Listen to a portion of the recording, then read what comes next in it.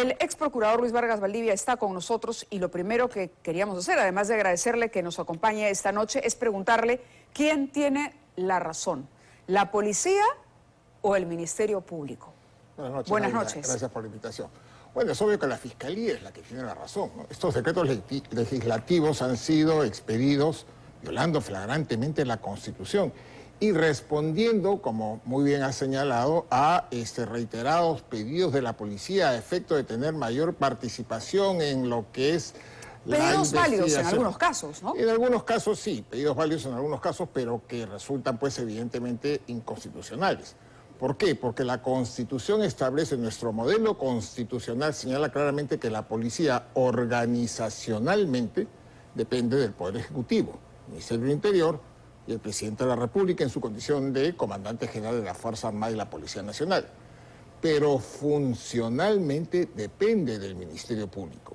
¿Y esto por qué? No es porque se les ocurrió de un momento a otro, sino porque claramente cuál es la función que señala la Constitución del Ministerio Público. Titular de la acción penal, director de la investigación y defensor de la legalidad y los derechos fundamentales. Esto es lo que precisamente motiva en países medianamente civilizados que las investigaciones están a cargo de los fiscales que son los que fijan, ¿no es cierto?, los objetivos y la estrategia.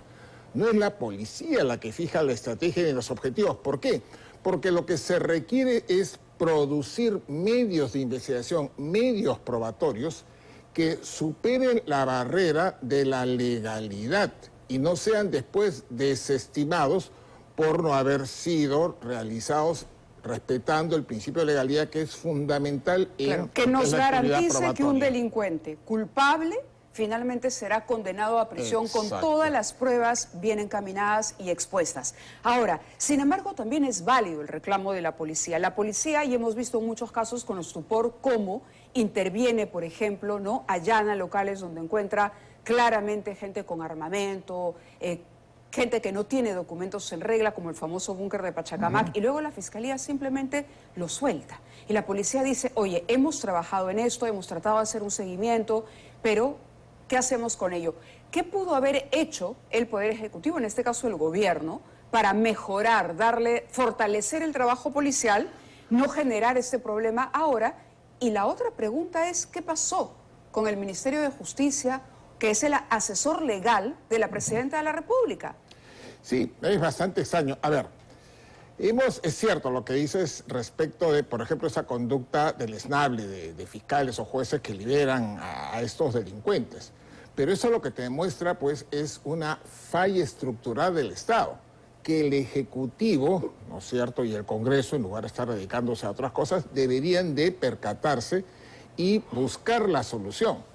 ¿Qué es lo que corresponde, por ejemplo, lo que correspondía frente a estos fiscales que liberaron, a esta fiscal que liberó a los detenidos en el búnker, diciendo que para ella no había suficientes elementos y que la presencia de armas no la llevaba ella a doctor tener... Vargas Valdivia, en algunos casos hemos escuchado que han dicho, no, el documento llegó 5 minutos tarde. Sí, eso es cierto. Ahora, entonces, ¿qué hace ese policía? ¿Qué es lo que corresponde en esos hechos frente a estos malos fiscales? Porque, ojo, eso no quiere decir que la institución esté mal, porque si no habría que repensar la institución del Ministerio Público. Eso lo que implica es que hay malos elementos fiscales que tendrían que ser identificados y sancionados por la Autoridad Nacional de Control del Ministerio Público, la Junta Nacional de Justicia, y claro, en procedimientos impulsados por el propio Ministerio de Justicia, ¿no es cierto?, que es el asesor legal del gobierno.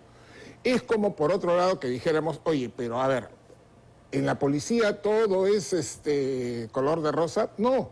Acabamos de ver la semana pasada cómo se ha desmantelado una organización al interior de la escuela de suboficiales de la Policía Nacional en Huánuco, creo que es Huánuco, ¿no es cierto?, que precisamente uno dice, oye, pero entonces, ¿en manos de quién estamos? Eso no quiere decir de que hay un problema institucional, o sea, hay problemas de corrupción, problemas de capacitación, problemas de calidad, ¿no es cierto?, que tienen que ser solucionados. Pero eso no implica, ¿no es cierto?, renunciar a principios fundamentales en defensa de los derechos de los ciudadanos. En el primer párrafo del comunicado, lo que dice la Fiscalía es que dice que están evaluando interponer acciones legales pertinentes. Lo que imaginamos es recurrir al Tribunal Constitucional, de pronto. Claro, el fiscal de la Nación puede recurrir al tribunal pidiendo que se declare la inconstitucionalidad. Ahora, hay un paso previo también. Este decreto, estos decretos legislativos tienen que ser evaluados por el Congreso a efectos de verificar si superan el estándar constitucional. Yo supongo que los congresistas, sobre todo los congresistas de Fuerza Popular, son conscientes que estos decretos legislativos afectan directamente la Constitución aprobada durante el gobierno del expresidente Fujimori y modifican, ¿no es cierto?, la institución procesal dictada por el expresidente Fujimori, que fue el que promulgó el Código Procesal Penal. Entonces, si hay coherencia respecto a estos temas, el Congreso tendría pues que, al menos por mayoría, declarar o desaprobar estos decretos legislativos y derogarlos.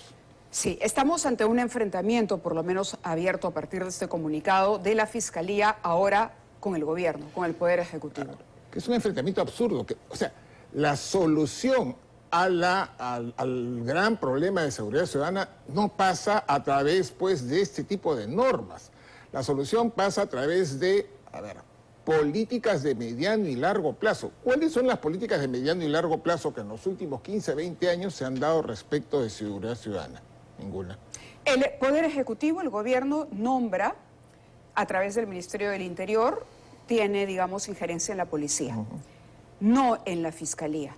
Digamos, ¿eso podría haber inclinado políticamente la balanza?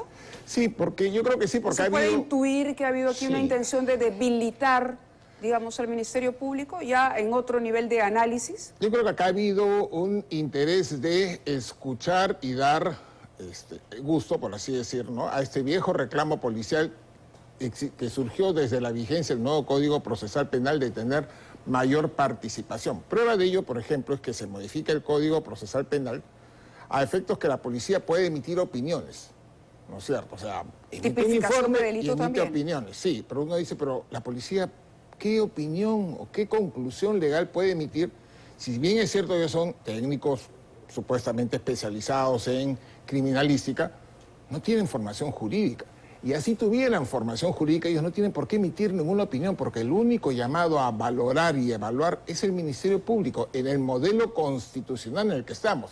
Sí. Entonces, claro, esto lo que implica también es manejo de información, que es otra cosa, que es importante. Pero claro, conforme la policía tenga mayor capacidad de manejo de las investigaciones, que en levantamiento del secreto bancario, de las comunicaciones, por ejemplo. Exacto. Por ejemplo, las investigaciones en organizaciones criminales. ¿Quién las lleva a cabo? La Fiscalía. Sí. Apoyada por un grupo especial de policías, pero son ellos los que llevan a cabo las investigaciones. Con esta modificación tendrían que compartir la información con los efectivos de la policía. Eso no quiere decir de que, porque he escuchado a un general que dice, pero tienen que confiar porque nuestra policía siempre trabaja en favor de la ciudadanía. Sí, pues, pero hay que ser conscientes de la realidad, ¿no? No seguir con esos discursos. Entonces, esto es también es el resultado de esa vieja pugna a efectos de poder tener mayor información. De acuerdo, sí, entiendo perfectamente y creo que los televidentes también tienen claro cuál es su punto de vista y cuál es la advertencia sobre algún riesgo. Por otro lado, no quería que nos ganara el tiempo sin pedirle una palabra, porque ya que hablábamos de intereses políticos, se dice mucho sobre el nombramiento del señor Javier Pacheco en la Procuraduría General y los cambios que está haciendo, desactivando una serie de unidades que además estaban investigando o en la capacidad de denunciar a altas autoridades como la propia presidenta de la República, por ejemplo, o el presidente del Consejo de Ministros. Siendo él un procurador interino, el señor Pacheco, y teniendo además también sus propios problemas y sus propias denuncias que atender, ¿tiene la legitimidad para hacer estas desactivaciones? Formalmente sí, pero en cuanto a buscar los verdaderos responsables, ¿quién es el que lo designó a él? ¿Cuál fue el objetivo de su designación? Es lo que tendríamos que ver porque, claro, con esta política o esta conducta o esta estrategia que ha establecido el nuevo procurador en la Procuraduría lo que está generando es la indefensión del Estado en procesos claves. La unidad de altos funcionarios, Exacto. Precisamente. ¿Quién investiga a quiénes? A la presidenta, al primer ministro, a los ministros, pero también, ¿no es cierto?, defiende los intereses del Estado en los procesos contra los expresidentes. ¿Quién va a asumir la defensa del Estado en esos casos? Procesos además sumamente complicados y complejos que no pueden ser de conocimiento de un procurador que llegue de un momento a otro a conocer 5.000, 10.000, 15.000 folios que forman parte de un proceso, por ejemplo, el caso del expresidente Toledo, que está en pleno juicio oral. ¿Quién va a asumir la defensa de la Procuraduría?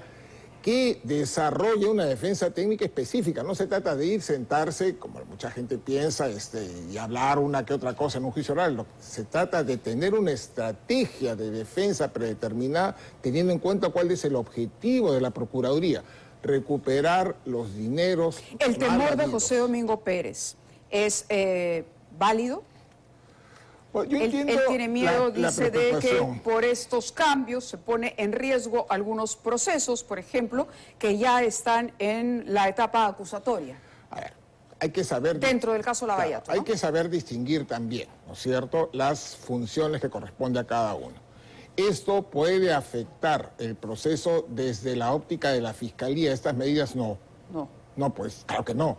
¿Qué es lo que va a afectar? Va a afectar, sí, la defensa del Estado respecto de la pretensión resarcitoria. Esto es, la reparación civil que debe de buscar el Estado como consecuencia del delito cometido. Entonces, eso es, no se olvide, por ejemplo, a ver, en la época de los casos Fujimori y Montesinos, ¿cuánto logró la Procuraduría repatriar? 400 millones de dólares.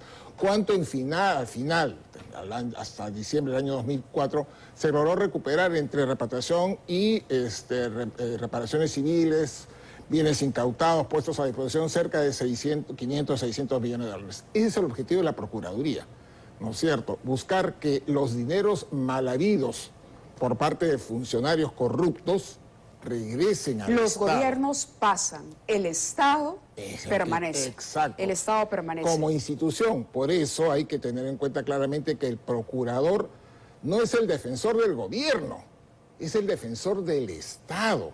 Como muy bien dices, los gobiernos pasan. Lo que permanece es el Estado. Es una institución que es la que debemos de proteger, porque finalmente va a redundar en favor de todos los peruanos.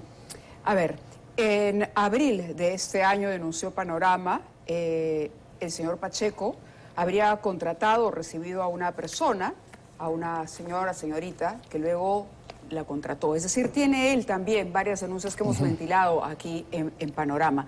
Por eso le decía, no es contradictorio que se le haya designado a una persona que tiene todavía estos problemas.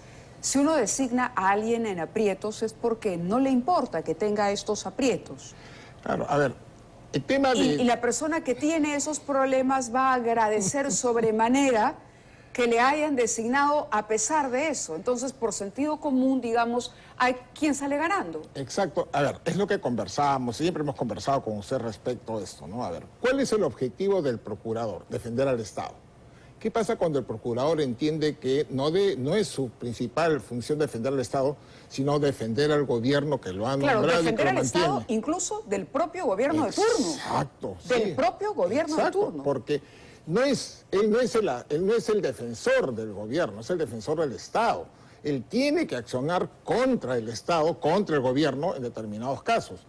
Pero ¿qué pasa cuando tienes una persona que no entiende que esa es su función, sino que tiene que pagar favores respecto de designaciones? No digo que sea el caso del señor Pacheco, pero es por lo general lo que sucede cuando no se designa debida y adecuadamente. Podemos desarrollar la hipótesis, digamos, o proponer la hipótesis. Vamos a dejarlo así, doctor Vargas Valdivia, porque sí llama la atención y el procurador Soria, caramba, lo sacaron en un momento, ya sabíamos por qué lo sacamos, era claro lo que había hecho el señor Aníbal Torres. El señor Soria era una piedra en el zapato para el presidente Castillo en su momento, por eso simplemente se buscó un pretexto para sacarlo y después de un largo camino legal Soria consigue ser repuesto en la Procuraduría. A través de una acción y de ahora amparo. nuevamente afuera y se coloca a alguien con cuestionamientos. Es decir, si se cuestionaba al procurador que había vuelto después de todo el camino que había recorrido, ¿por qué poner a otra persona en el cargo de manera sacar interina? al procurador que reingresó a través de una acción de amparo? Exacto. No es que regresó porque el ministro decidió llamar, no, regresó por una acción de amparo. Exacto. Que declaró inconstitucional el procedimiento de cese que se siguió en su momento. De acuerdo. Seguramente hablaremos de esto y mucho más el próximo año, pues, procurador, porque el tema da para largo, pero de verdad andamos, créame, uno siente que andamos perdiendo mucho tiempo en esta competencia absurda de quién tiene más poder para investigar y para acceder a la prueba que puede no castigar o afectar al enemigo político, en lugar realmente de atender el problema de fondo.